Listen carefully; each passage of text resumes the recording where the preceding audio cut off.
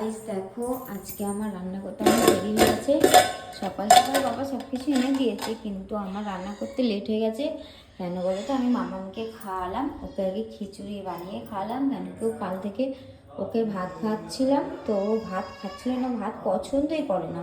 তো তারপরে আমি ওকে খিচুড়ি বানিয়ে খাইছি। আর এখানে বাবা খাসির মাংস এনেছে, মশলা বাটা হয়ে গেছে। দেখো ভাতটা হয়ে গেলে এবার মাংসটা চাপাবো। আর আমি এখনো মুড়ি খাইনি, দেখো আমার চপ রাখা আছে। আর এখানে এই শাকটা করব, আর তারপরে তোমার আলুটা কেটে মাংসটা বানাবো, তাহলে হয়ে যাবে। বুঝতে পারলে তো? ও চলো, যে দেখতে পাচ্ছ, এই দেখো সব কিছু নোংরা পড়ে আছে। চলো এখন আমার মেয়েকে জলটা দিয়ে ওর বাবা চিল্লাচ্ছে। দেখো আমাদের আজকে মটন রান্না করেছে আমি। তো আমার রান্নাটা কেমন হয়েছে বাবু? ভালো হয় না। দেখো খাচ্ছে, তার সাথে খেতে হয় না।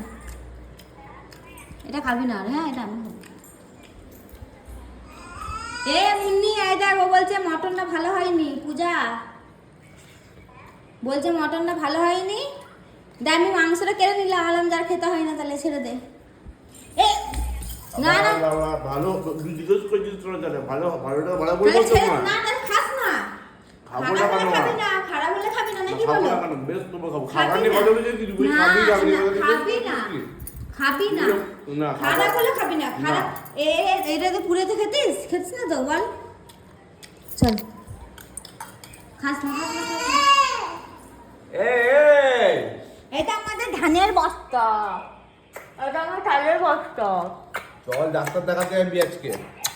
হ্যাঁ, আমি আনন্দ করেছি। তো চলো গাইস, আমাদের আজকে মাছ রান্না হয়েছে, আর শুশুনির শাক হয়েছে, আর বাবুর জন্য একটা রসুন দিয়েছিলাম। না, আমি ডাইরেক্ট নিলাম তো।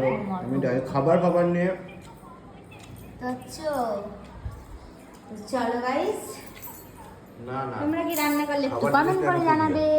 আমি ডাইরেক্ট বলে দিই।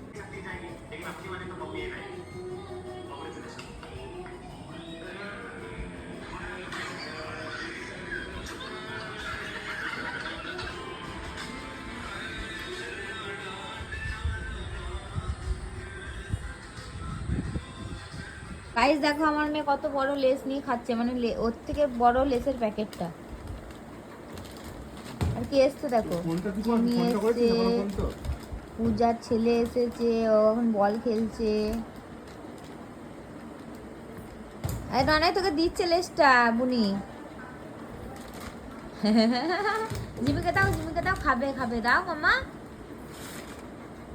কেমন পেরোচ্ছে দেখো, মামা চলে গেল। এই জিমি আবার লেস খাচ্ছে।